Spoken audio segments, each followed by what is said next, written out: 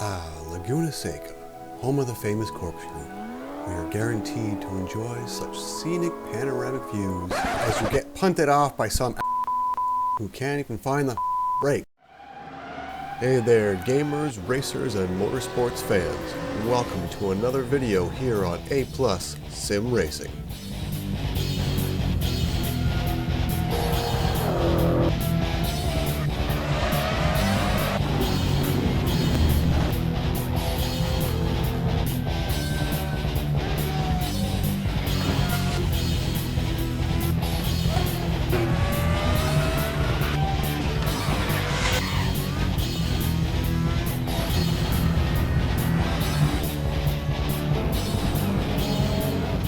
Left side. In this video, we'll be taking a look at some of the fun I had at Laguna Seca last night in RaceRoom's ranked rookie servers. Oh, I'm sorry, did I say fun? Because I meant getting absolutely So I had just finished 45 minutes at the Nordschleife VLN, and the SimRacing itch wasn't quite satisfied, so I saw what was available, and the only server with any racers was this rookie server at Laguna Seca in the BMW M235i. And I thought, alright, this is going to be fun, and it didn't quite turn out that way. So we're going to take a look at one incident in particular that I had with this driver, and it was not a very pleasant experience. So I'll walk you through that now. So we are at the start grid of the race, using the chase cam of the driver in question, and you can see they almost jump start. They're very impatient, and they really want to get going. And you can see they did get a decent start. I don't know if they jumped the start or not, and they have to serve a drive-through penalty, but we'll find out. So coming up to turn 1, that's me on the outside just in front there. This driver is bold, going up the inside, makes contact with the second place car, it runs wide. I'm not expecting them to be there because I started turning in, made a little bit of contact there. Now, crew chief was telling me that this driver has a bad reputation, so I'm being very aware of where they are and how they're driving. And while they did make contact with no less than 2 cars in the first lap, they were displaying some sense of awareness of other cars. And let's take a look at that now. You can see they're defending for position, the black car is trying to overtake, and it's really hard to tell whether they lost traction and spun or there was contact.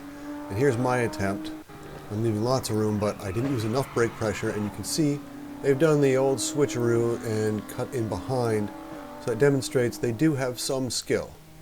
So let's take a look at where they're braking along here, because this is very important. You can see there, they're braking well before the bridge, and that's abnormal. Even if you're only novice, you still usually brake much later than that. In this car, I'm seeing people brake past the number 3 board, and I myself am braking about halfway between the 3 and the 2 on the outside line. So let's take another look. This is the 3rd lap in a row I've been following this driver, watching where they're braking, because I know I can outpace them, but they're braking so early in pretty much every turn. This one going into the uphill part, at the top of the hill going into the corkscrew, at this turn here, and I decide this is where I need to get by them. So I leave plenty of space, I'm on the inside, give lots of room on the exit, because I'm giving them space, but I'm also worried that they're going to make some contact. So this is the chase cam from their view after I've already passed. This is on the first bit of the next lap, going into the hairpin here.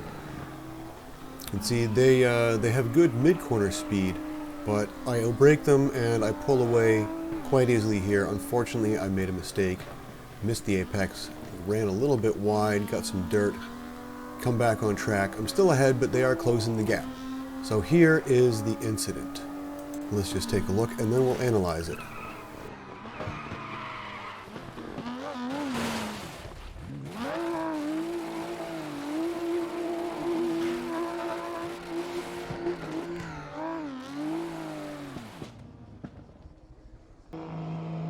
Alright, now keeping in mind 3 laps in a row, they were braking before the bridge on the outside line, so if they're on the inside line, they should brake sooner, and they're not clear of me. We're overlapping. I defended, and they had to choose either the inside or the outside line, but they were right behind me. They didn't even touch the brakes. until they already made contact. And you can see I was still braking just as I passed the number 3 board, which is a little bit sooner than I usually do, but I'm on the inside. Then you can see they continued throttling until they made contact with me again. I think that was absolutely disgraceful. It ruined my race, not even halfway into it. And yeah, like as soon as they were lined up with my car, they were back on the throttle, and they held the throttle even as they were against the barrier, just to, like, I don't know, let me know that they were being an ass. So let me know what you think in the comments. Was I defending properly, or was I blocking as they accused me of? Thanks for watching, take care, and I'll see you next time.